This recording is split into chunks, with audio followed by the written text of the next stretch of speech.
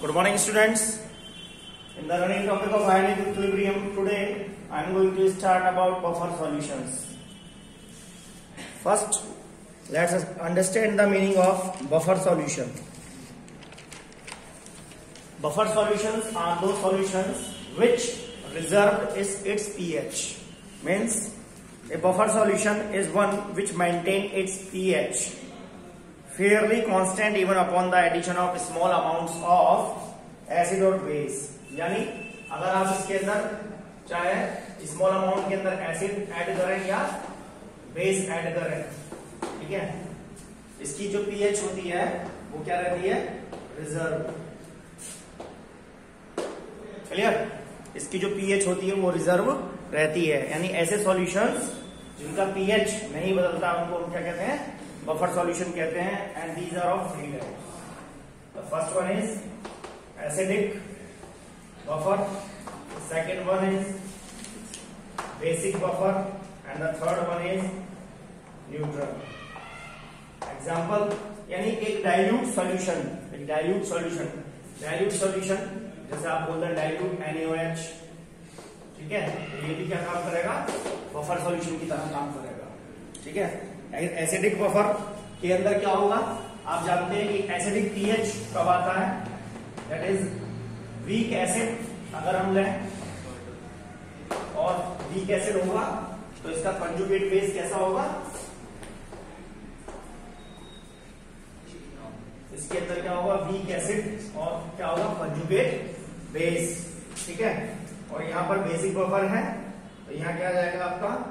Weak base और साथ में क्या होगा? Conjugate acid. And the neutral buffer, यहां पर क्या होगा? वीक एसिड और साथ में क्या होगा? Weak base. ठीक है. तो एग्जांपल ले सकते हो, जैसे वीक एसिड, कोई भी एक वीक एसिड ले लीजिए. क्या हो गया? अमोनियम हाइड्रोक्साइड NH4OH प्लस उसका कंजुगेट बेस क्या बन जाएगा? अमोनियम हाइड्रोक्साइड अगर डिसोसिएट करोगे आप तो किसके अंदर टूटेगा? अमोनियम आयन NH4 प्लस और OH आयन के अंदर. इसका मतलब क्या हो गया? ये हमने क्या लिया? Weak base. और ये क्या हो जाएगा? लेकिन हमें लेना क्या है? Weak acid. तो ये इसका एग्जाम्पल है बेस वाले का. वीक बेस हमने क्या लिया? वीक बेस हो गया हमारा NH4OH. तो इसका कंजुगेट एसिड क्या बनेगा? That is NH4 plus. तो इससे क्या निकल जाएगा? OH आयन निकल जाएगा. तो ये किसका एग्जाम्पल है? सेकंड, बेसिक वाले का. अगर आप एसिडिक का लेना चाहते हैं तो वीक एसिड, कोई भी एक वीक एसिड ले लीजिए. जैसे CH3COOH डिसोसिएट होने पर क्या देगा? एसिडेट आयन CH3COO माइनस और यहां से निकल जाएगा आपका एक प्रोटॉन. तो ये हो गया आपका वीक एसिड, एसिडिक एसिड. तो इसका कंजुगेट बेस क्या हो गया? Acetate ion. यदि ये दोनों ही क्या है? सॉल्यूशन के अंदर है तो उस टाइप के सॉल्यूशन को हम क्या कहेंगे? Acidic buffer. बेसिक बफर का हमने एग्जांपल ये लिया. और यहां पर हमें क्या लेना है? वीक एसिड यानी CH3COOH प्लस और वीक बेस अमोनियम हाइड्रोक्साइड ले लेते हैं NH4OH. ठीक है. ये दोनों मिलकर के क्या बनाएंगे? न्यूट्रल बफर सॉल्यूशन बनाएंगे. ठीक है जी. आगे आता है आपका pH of buffer solutions. Now let's see.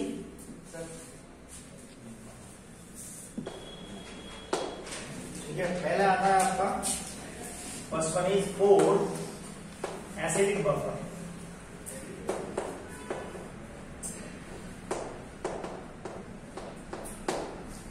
ठीक है.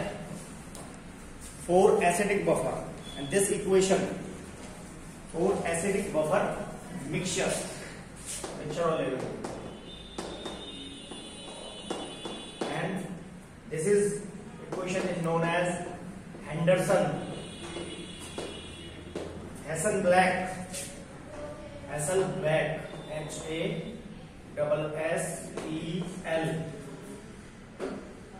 BaLCH इक्वेशन देगा ना, स्पेलिंग बुक के अंदर क्या दिया, इस इक्वेशन को हम हेंडरसन इक्वेशन कहते हैं। ठीक है, जिस इक्वेशन के द्वारा हम एसिडिक बफर का क्या निकालते हैं, पीएच निकालते हैं, उस इक्वेशन को हेंडरसन इक्वेशन कहते हैं। If we take a weak acid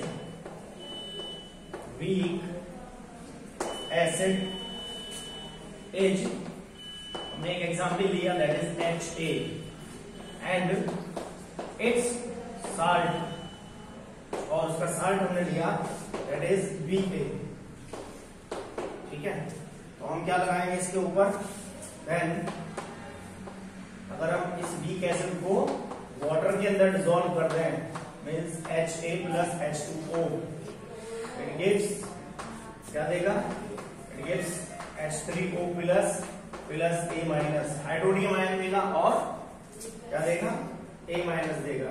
similarly this salt on dissociation it gives B plus और A minus। ठीक है, इस इक्वेशन के ऊपर क्या लगा दें, लॉ ऑफ इक्विलिब्रियम, यह जाएगा आपका H3O प्लस का कंसंट्रेशन इंटू A माइनस का कंसंट्रेशन डिवाइडेड बाय क्या जाएगा HA। ठीक है जी, H3O प्लस ये किस रूप में है, H प्लस, यानी यहाँ पर H प्लस जो है H3O प्लस के रूप में, हाइड्रोनियम आयन के रूप में। अगर हम यहाँ से किसको निकालें बाहर, H3O प्लस, यानी H प्लस आयन की कंसेंट्रेशन निकालें तो क्या हो जाएगा, KA, और मल्टीप्लाई में आ जाएगा आपका HA, ये वैल्यू ऊपर चली जाएगी और नीचे आ जाएगा आपका A minus. This one is the equation first, ये क्या हो जाएगी, इक्वेशन फर्स्ट हो जाएगी। हमने यहां से क्या निकाल लिया, H3O प्लस, यानी H प्लस आयन कंसंट्रेशन को बाहर निकाल लिया, तो ये इसके मल्टीप्लाई में चला जाएगा और ये अपॉन में आ जाएगा। नेक्स्ट, इसके बाद बट हम यहां से देखें A माइनस, ठीक है जी, ये किसके ऊपर डिपेंड करता है, दैट इज इसकी जो वैल्यू है किसके बराबर है, BA।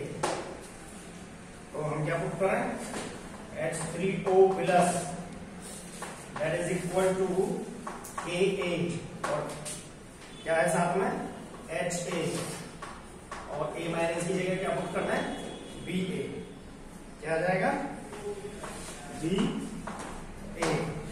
ठीक है, यानी क्या लिख सकते हैं, H3O plus that is equal to KA, और ये क्या हो गया आपका एसिड जो हमने लिया था, और ये क्या है आपका साल्ट। ठीक है जी, तो यहाँ जाएगा एसिड अपॉन साल्ट। ये क्वेश्चन आ गई आपकी second. H3O ion concentration is just equal to KA, और यहाँ पर KA क्या है, KA इज द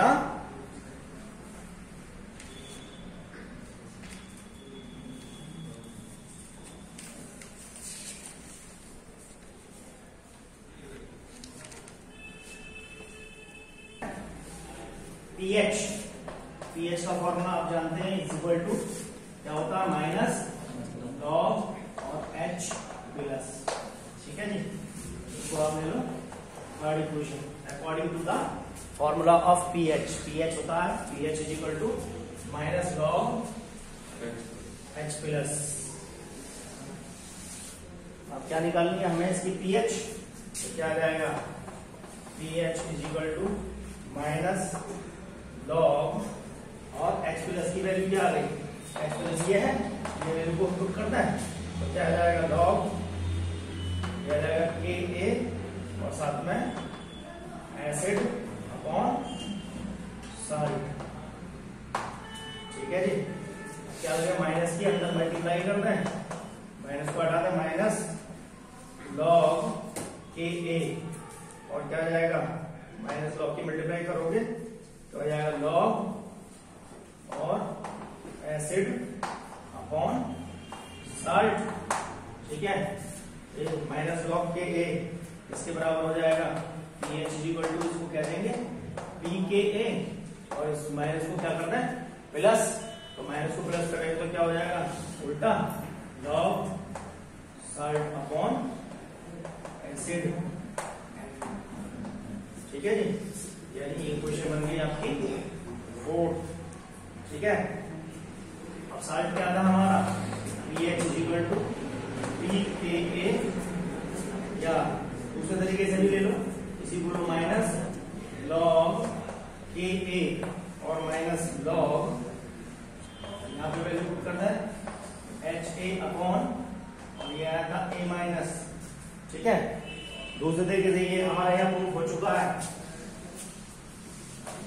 अब ये किसके इक्वल हो जाएगा, this value is equal to the pH, अगर हम निकाला है यहाँ पुट कर देंगे TH इज इक्वल टू, इसके बाद माइनस लॉग के की जगह क्या रहेगा pKa, और माइनस की जगह हम क्या कर रहे हैं प्लस, तो हो जाएगा आपका log A minus upon HA।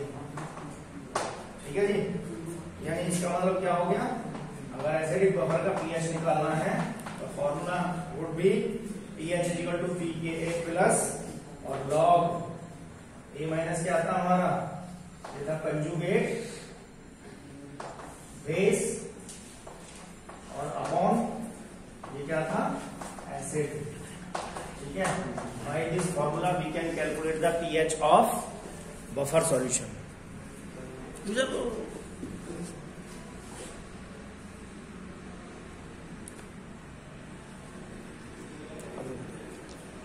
तो वैल्यू आई है आपकी salt upon acid, that is equal to 10। Formula है आपका pH is equal to pKa plus, yes क्या आ जाएगा लॉग 10, तो pH is equal to pKa plus log 10 की वैल्यू 1। तो एक फॉर्मूला pH का इसके लिए, उसके लिए ये भी आता है। अब अगर क्या हो जाए, if acid upon salt that is equal to 10, ठीक है जी, 10 करके acid upon salt is equal to क्या होगा 10, तो अब यहाँ पे पुट करें तो pH इज इक्वल टू आ जाएगा आपका pKa और माइनस 1। ठीक है जी, एक वैल्यू ये आ जाएगी, यानी इस बीच में यदि है pH का pKa प्लस 1 और pKa माइनस 1, एक तरफ pKa प्लस 1 और एक तरफ pKa प्लस माइनस 1, तो इस बीच ही क्या होंगे बफर सॉल्यूशन कंटेन करेंगे। अगर इससे वैल्यू ज्यादा या कम है तो वो बफर सॉल्यूशन नहीं होगा। यानी pH का वैल्यू पुट करने पर साफ साफ नजर आ रहा है, pKa प्लस 1 और pKa माइनस 1 के बीच लिख सकते हैं। If the ratio of the, if इसके बाद the ratio of the conjugate base pair is changed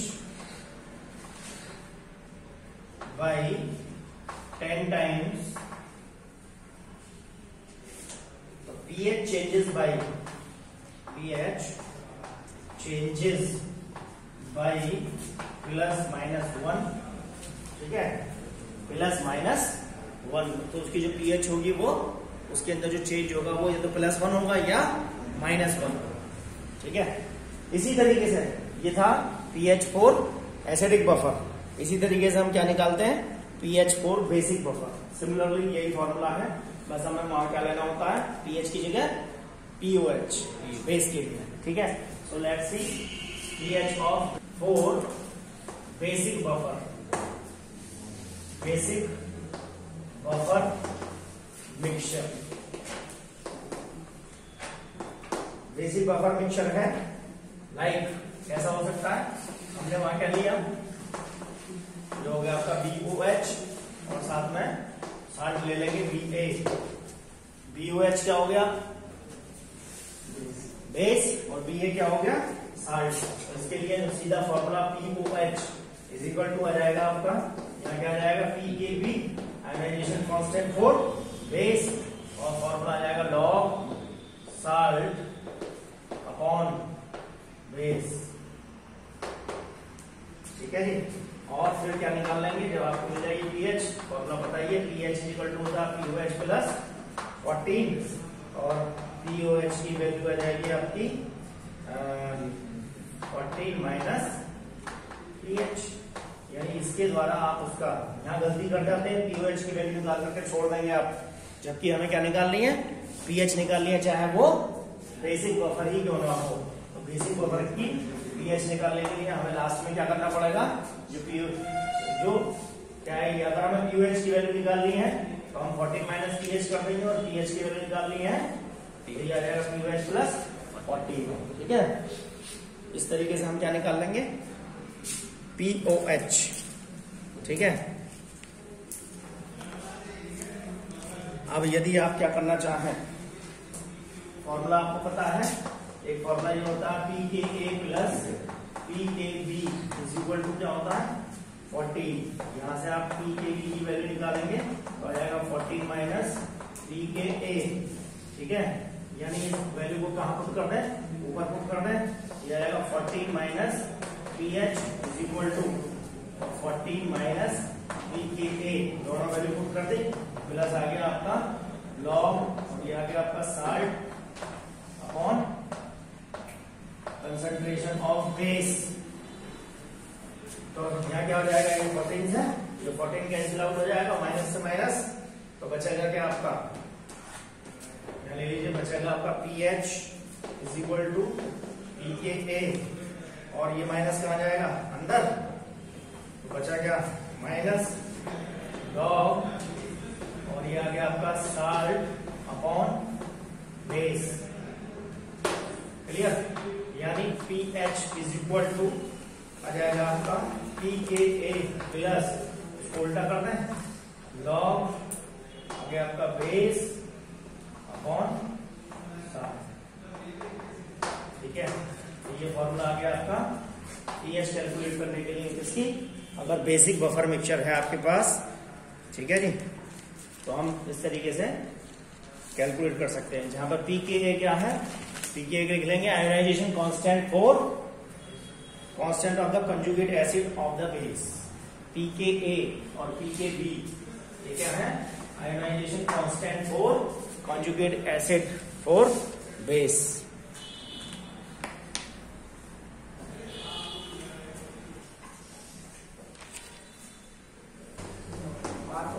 ठीक है, क्या होता है, the number of moles of an acid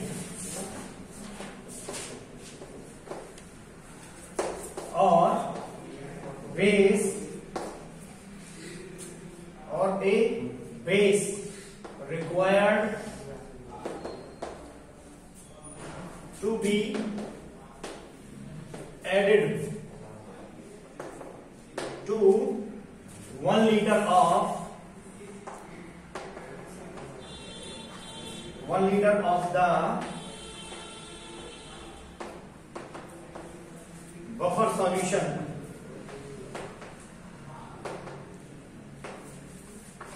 so as to change its pH by 1 unit. That is called buffer capacity और buffer index. ठीक है, यानी हमें कितने एसिड और मोल के, एसिड और बेस के मोल की आवश्यकता है, जिसको हम किसके अंदर 1 लीटर बफर सॉल्यूशन के अंदर क्या करें, ऐड करें, जिसके कारण से उसका पीएच क्या हो जाए 1 यूनिट है। उसको हम क्या कहते हैं, बफर कैपेसिटी और बफर इंडेक्स। तो इसका फॉर्मूला बन जाएगा buffer capacity is equal to added to 1 liter of buffer, 1 liter of buffer to the change in pH, change in pH. ठीक है, तो मैक्सिमम बफर कैपेसिटी क्या हो जाएगी, buffer capacity it is maximum is equal to pH, pH के बराबर, और that is equal to pKa. ये है जी मैक्सिमम बफर कैपेसिटी। ठीक है, बफर सॉल्यूशन यहाँ कंप्लीट होता है। हाँ जी, इसके बाद चलेगा आपका solubility product.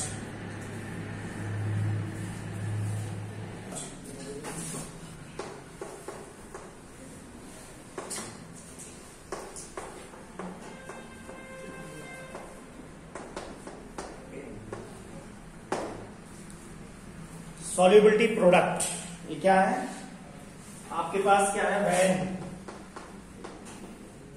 A sparingly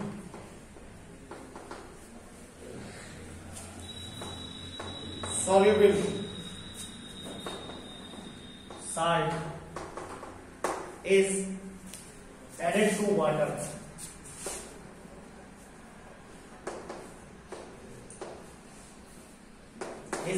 to water, there exists a dynamic equilibrium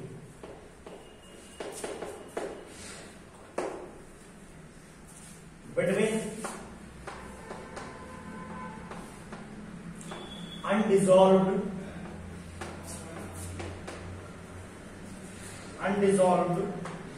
solid salt and the ions which it furnishes in solution।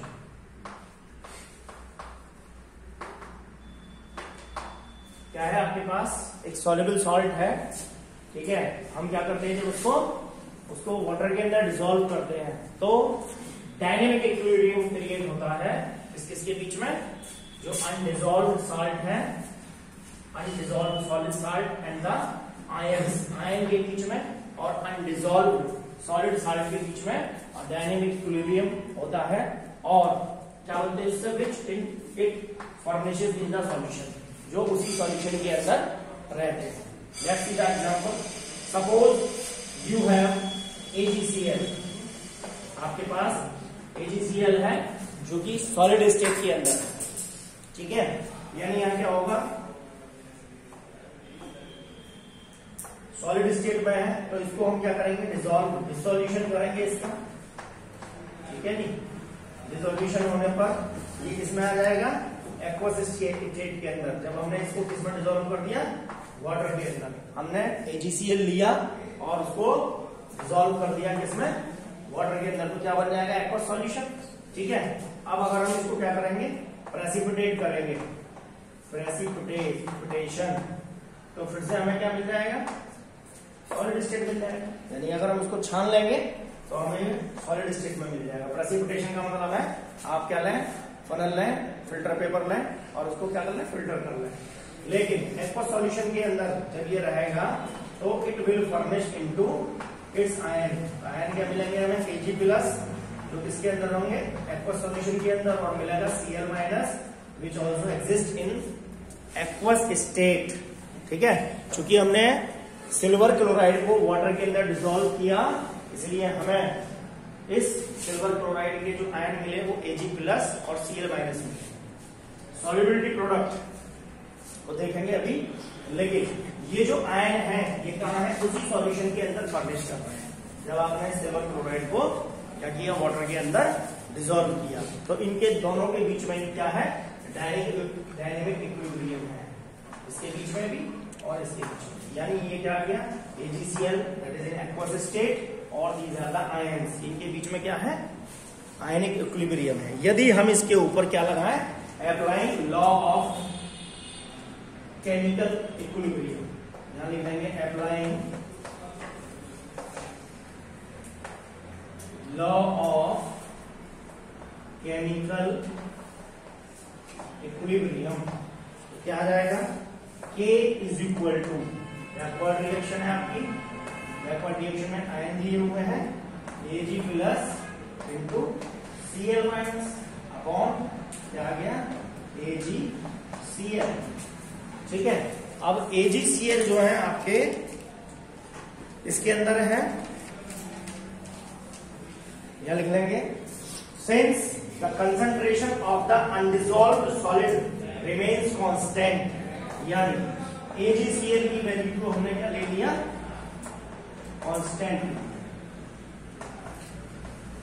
ठीक है, वैल्यू कांस्टेंट लेने पर क्या आ जाएगा,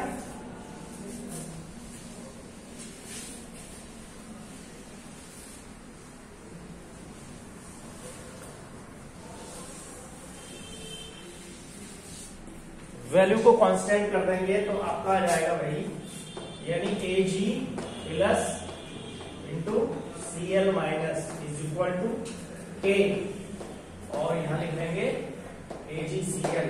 ठीक है, और इसी को that is equal to KSP, solubility product, लिख देंगे KSP is the solubility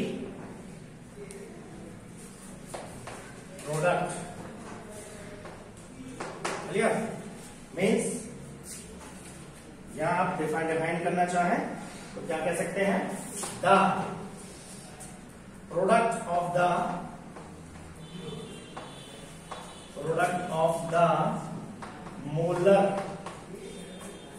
concentration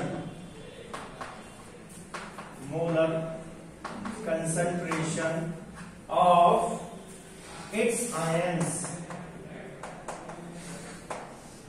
is ions in a saturated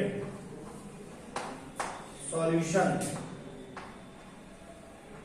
ठीक है जी, यानी सैचुरेटेड सॉल्यूशन क्या आ गया, जो सॉल्युबिलिटी प्रोडक्ट है, ठीक है, वो किसके बराबर है, जो आयन है आपके उनकी जो मोलर कंसंट्रेशन है उसके प्रोडक्ट के बराबर है। ठीक है, आगे बुक कर देंगे, आगे लिख देंगे each concentration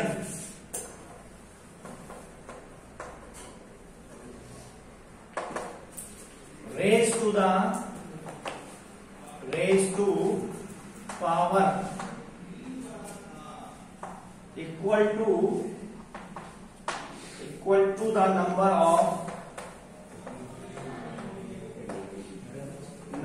of ions produced on dissociation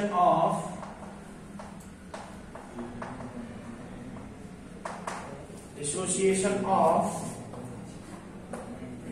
one molecule of the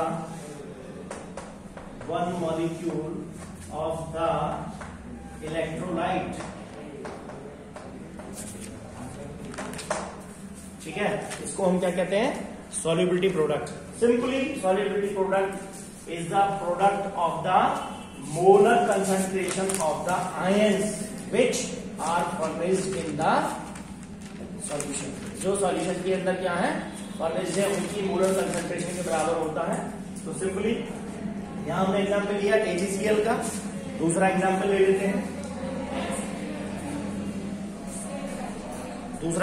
लेते हैं, that is barium sulphate. Barium sulphate को अगर आप वाटर के अंदर डिसॉल्व करोगे, बेरियम सल्फेट है आपका सॉलिड स्टेट में।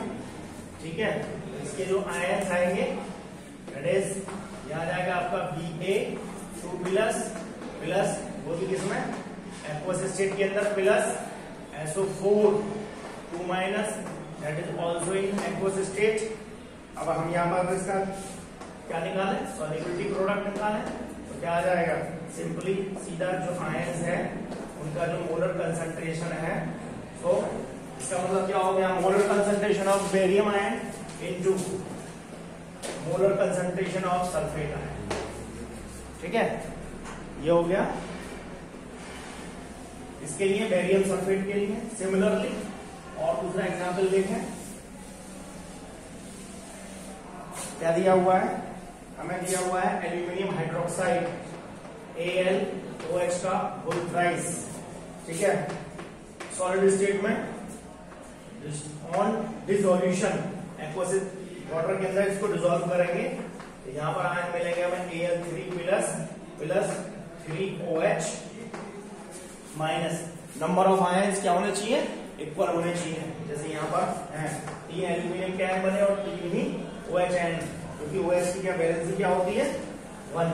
तो यहाँ पर सॉल्युबिलिटी प्रोडक्ट निकालोगे that is equal to the molar concentration Al3 plus और ये 3 कहाँ जाएगा पावर में OH माइनस का क्यूब, ठीक है। सिमिलरली कैल्शियम फॉस्फेट Ca3PO4 का होल ट्वाइस, ठीक है। ये किसमें दिया हुआ है, सॉलिड स्टेट के अंदर है। क्या करेंगे,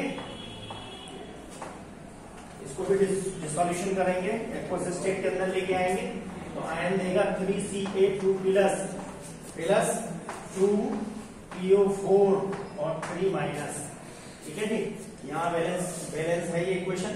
Ca3 कैल्शियम के 3 है, कैल्शियम की वैलेंसी 2 प्लस होती है, 2 प्लस है।